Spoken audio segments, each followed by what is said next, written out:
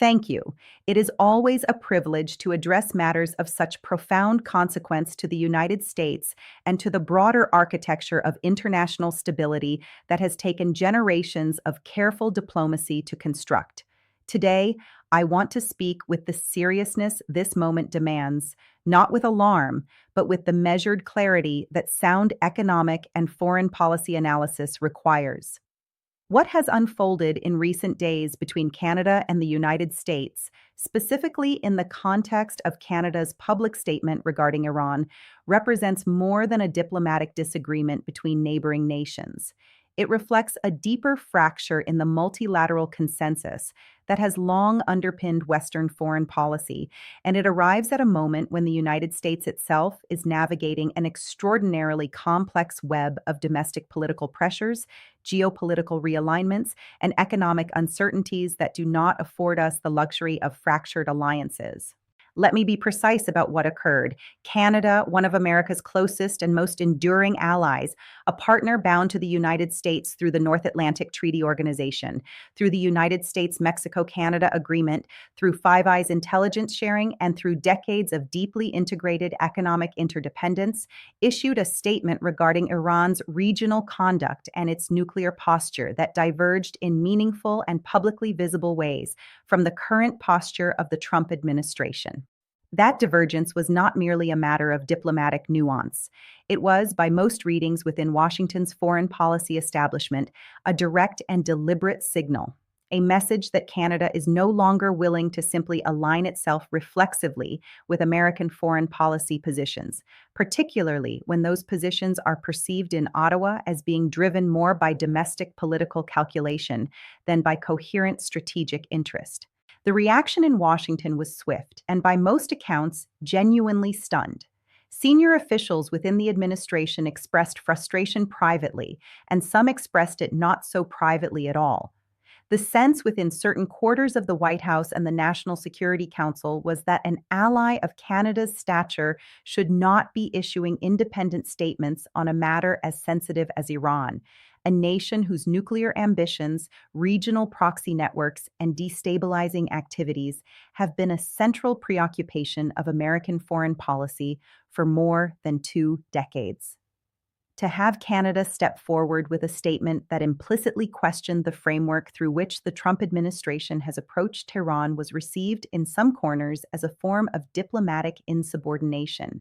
That characterization, I would argue, reflects a misunderstanding of both the nature of alliances and the economic stakes embedded in this moment. Because we must be clear, diplomacy and economics are not separate domains. They never have been, and in the current global environment, they are more deeply intertwined than at perhaps any previous point in modern history. When alliances fracture, when allied nations begin to chart independent diplomatic courses, the economic consequences are not hypothetical. They are structural and they are lasting. The integrated supply chains that connect American and Canadian industry, the shared energy infrastructure that spans our common border, the financial flows that move seamlessly between our two economies, all of these depend on a foundation of political trust and policy alignment. When that foundation begins to show visible cracks, markets notice, investors recalibrate, and the costs, though they may not appear immediately in the headline data, begin to accumulate in ways that are ultimately very difficult to reverse. I have spent much of my professional life studying the relationship between institutional trust and economic performance. What the research consistently demonstrates, and what history repeatedly confirms, is that institutional credibility, including the credibility of alliances and multilateral frameworks, functions as a form of economic infrastructure. It reduces transaction costs. It enables the kind of long-term investment planning that drives productivity growth. It creates the predictability that businesses and governments depend upon when making decisions that will unfold over years and decades. When that credibility is undermined, whether through unilateral action, through public diplomatic ruptures, or through the perception that alliance commitments are contingent rather than durable, the economic damage is real even when it is not immediately visible in the quarterly data. What Canada has done in issuing this statement on Iran is exercise the sovereign prerogative of an independent nation, a nation that, it must be said, has its own domestic political considerations, its own relationships with diaspora communities, its own assessments of regional risk, and its own reading of the international legal framework governing Iran's nuclear obligations. Prime Minister Trudeau's government, and more recently the government that has succeeded it, has had to navigate a complex domestic landscape in which foreign policy positions carry significant political weight at home. Canada is not operating in a vacuum. It is making a calculated diplomatic judgment, and while Washington may disagree with that judgment, the appropriate response is engagement. Serious, substantive, and respectful engagement, not the kind of reflexive condemnation that only deepens the divide and drives allied nations further toward independent diplomatic action. The pressure now being felt by the Trump administration is not, at its core, simply about Canada and Iran. It is about a broader pattern that has become increasingly difficult to ignore, a pattern in which traditional American allies are recalibrating their relationships with Washington, are investing in independent diplomatic capabilities, and are asking, with increasing directness, whether the United States remains a reliable partner whose commitments can be counted upon across administrations and across election cycles. That question, and I want to be very direct about this, is not an abstraction. It has concrete economic implications. It affects the willingness of allied governments to enter into long-term economic agreements with the United States. It affects the terms on which international capital flows toward American markets. It affects the position of the U.S. dollar as the world's reserve currency, a position that confers upon the American economy enormous structural advantages that we have in recent years been treating as though they are guaranteed rather than earned. They are not guaranteed. They have never been guaranteed.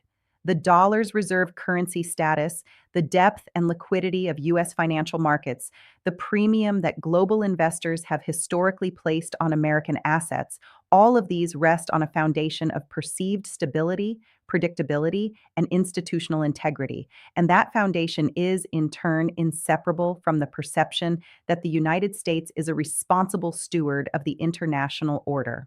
An order that includes prominently the network of alliances and multilateral commitments through which American foreign policy has operated since the end of the Second World War. When we treat our allies as subordinates rather than partners, when we respond to independent diplomatic judgment with anger rather than dialogue, we erode that foundation in ways that are slow to appear in the data but rapid and painful in their ultimate consequences.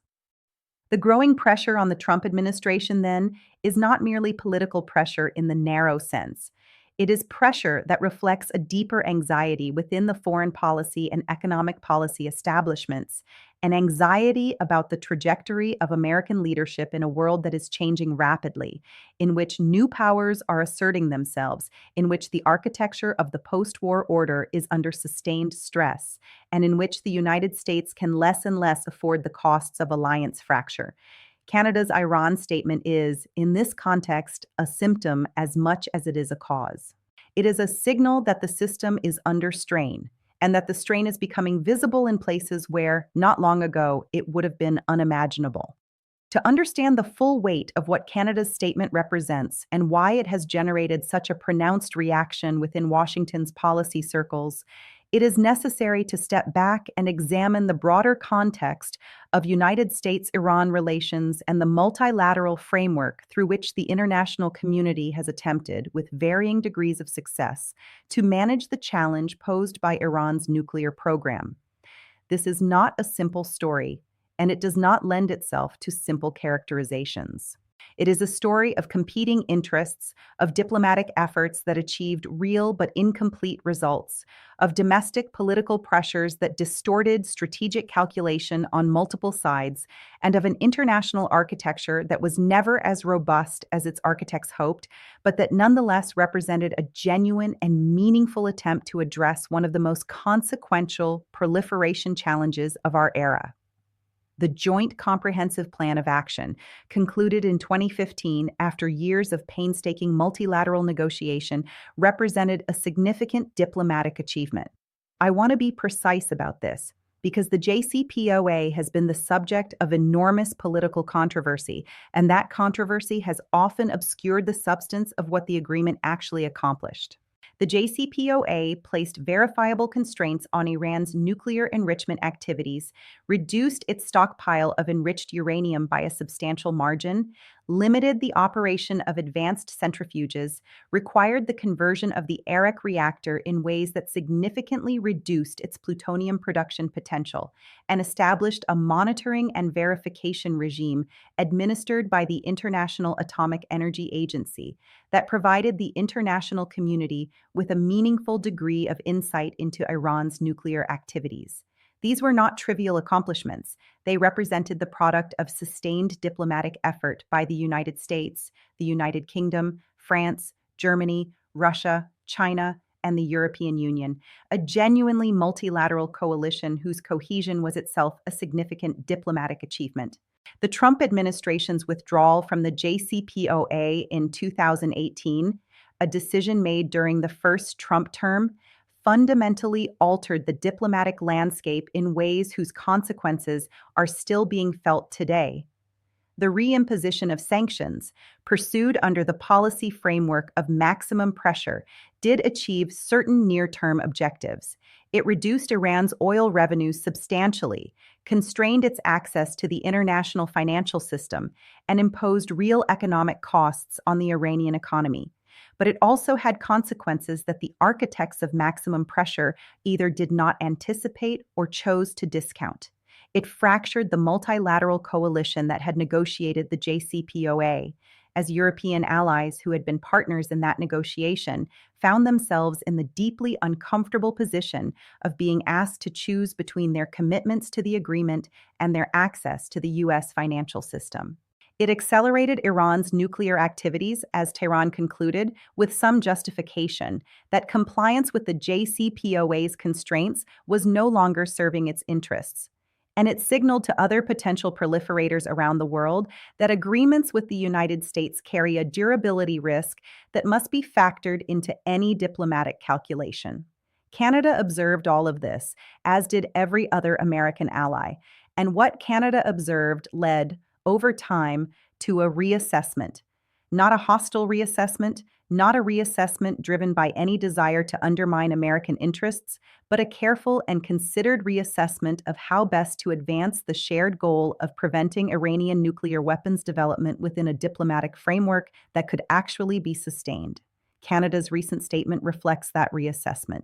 It reflects a view held with increasing conviction in Ottawa and in many other allied capitals that the maximum pressure approach, while it has genuine proponents who make serious arguments on its behalf, has not succeeded in achieving its stated objective of compelling Iran to negotiate a more comprehensive agreement, and that the costs of that approach, in terms of alliance cohesion, diplomatic credibility, and the broader health of the non-proliferation regime, have been substantial. Now, I want to be careful here not to suggest that there is a simple or obvious alternative. The challenge posed by Iran's nuclear program is genuinely difficult, and I have no interest in minimizing that difficulty. Iran's behavior in the region, its support for proxy forces in Lebanon, Yemen, Iraq, and Syria, its destabilizing activities across the broader Middle East, its human rights record, its treatment of its own citizens, all of these are matters of deep and legitimate concern. The question is not whether Iran poses a challenge. It does, unambiguously. The question is how best to address that challenge in a way that advances American interests, maintains the cohesion of the alliance network upon which American power ultimately depends, and contributes to a stable and rules-based international order. And on that question, there is genuine and serious disagreement among serious and well-informed people. What concerns me most from an economic policy perspective is not the substantive disagreement itself. Disagreement among allies is normal, and when managed well, it can actually produce better policy outcomes by ensuring that different perspectives and analytical frameworks are brought to bear on complex problems. What concerns me is the manner in which this disagreement is being managed, or more precisely, the manner in which it appears not to be being managed at all. When Washington responds to Canada's statement with expressions of anger and frustration rather than with serious diplomatic engagement, when the impulse is to punish rather than to persuade, the signal sent to the entire alliance network is deeply corrosive. It tells allied governments that independent judgment will be penalized, that the relationship is transactional rather than principled, and that the costs of alignment with Washington may, in certain circumstances, exceed the benefits. That calculation, the cost benefit analysis of alignment with the United States, is one that I am increasingly concerned is being made in a growing number of allied capitals, and not just on the question of Iran. It is being made on trade policy, where the imposition of tariffs on allied nations has generated genuine economic harm and deep political resentment. It is being made on climate policy, where American withdrawal from international frameworks has left allies to pursue their own approaches without American leadership. It is being made on multilateral institutions, where American disengagement has created vacuums that other powers, most notably China, have been eager to fill. And it is being made on security commitments, where questions about the durability of NATO guarantees have prompted allied nations to invest in independent defense capabilities in ways that, while understandable from a national security perspective, represent a significant reallocation of resources away from the kind of economic investment that drives long-term growth. The economic consequences of this broader pattern of alliance erosion are not speculative. They are already visible in the data if one knows where to look. The share of global trade conducted in U.S. dollars has been declining gradually but persistently. The willingness of foreign central banks to hold U.S. Treasury securities as reserve assets, while still substantial, has been subject to increasing diversification pressure. The premium that global capital markets have historically assigned to American assets, a premium that reflects the perceived safety, liquidity, and institutional quality of U.S. investments, has shown signs of compression in periods of acute diplomatic tension. None of these trends, taken individually, rises to the level of crisis. But taken together and viewed in the context of a trajectory that points toward continued alliance friction rather than repair and renewal, they constitute a serious medium-term risk to the structural advantages that the United States has long derived from its central position in the global economic and financial system. I want to be clear that I am not arguing for a foreign policy of accommodation or appeasement. The United States has real and legitimate interests that must be defended with clarity and, when necessary, with firmness. What I am arguing is that the defense of those interests is best accomplished through the kind of principled, alliance-based multilateralism that has served American interests so well for so long, and that the erosion of that multilateralism, driven by a preference for unilateral action and by a transactional approach to alliance relationships, carries economic costs that are both real and largely avoidable. Canada's Iran statement is, in this sense, an invitation to serious diplomatic engagement, to the kind of frank and respectful conversation between allies that produces better outcomes than either unilateral action or public recrimination. Whether Washington will accept that invitation is a question whose answer will tell us a great deal about the future trajectory of American leadership in the world. There is a dimension of this unfolding situation that has not received sufficient attention in the public discourse, and that is the deeply consequential relationship between diplomatic coherence and economic confidence. When I use the term economic confidence, I am not speaking narrowly about consumer sentiment indices or business confidence surveys, though those measures are certainly relevant.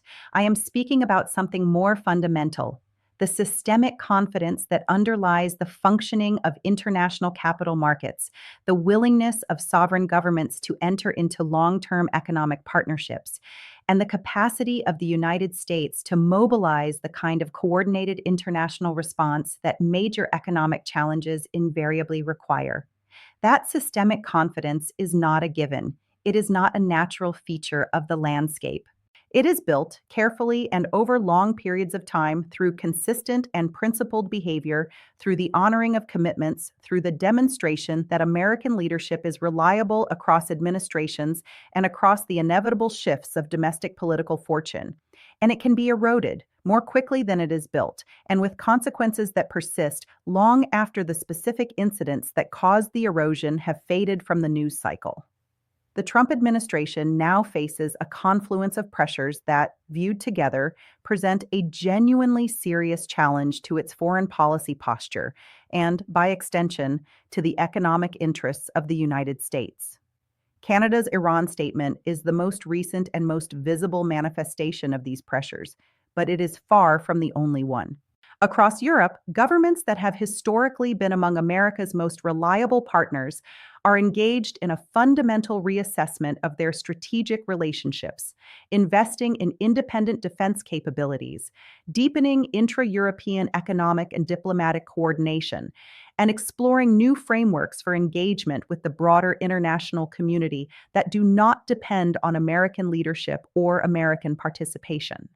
In Asia, traditional American allies are navigating an increasingly complex environment in which the economic weight of China and the strategic importance of the United States create competing pressures that are becoming harder to manage simultaneously. And in the developing world, a growing number of governments are pursuing what might be described as strategic non-alignment, a deliberate effort to maintain productive relationships with multiple major powers rather than accepting the constraints that come with close alignment with any single one. This is the international environment in which Canada's statement must be understood. It is not an isolated act of diplomatic independence. It is part of a broader pattern of allied recalibration that reflects, at its core, a declining confidence in the predictability and reliability of American leadership. And that declining confidence has very direct economic implications for the United States.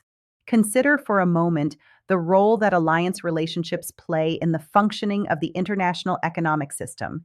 Trade agreements, investment frameworks, regulatory coordination, financial stability arrangements, energy security partnerships, all of these depend to a significant degree on the underlying political relationships between the nations involved. When those political relationships are healthy, when there is a foundation of trust and shared purpose, economic cooperation tends to be more extensive, more durable, and more mutually beneficial. When those political relationships are strained, when allies are uncertain about the reliability of American commitments, economic cooperation tends to contract, to become more transactional, and to generate less of the surplus that comes from deep integration and long-term partnership.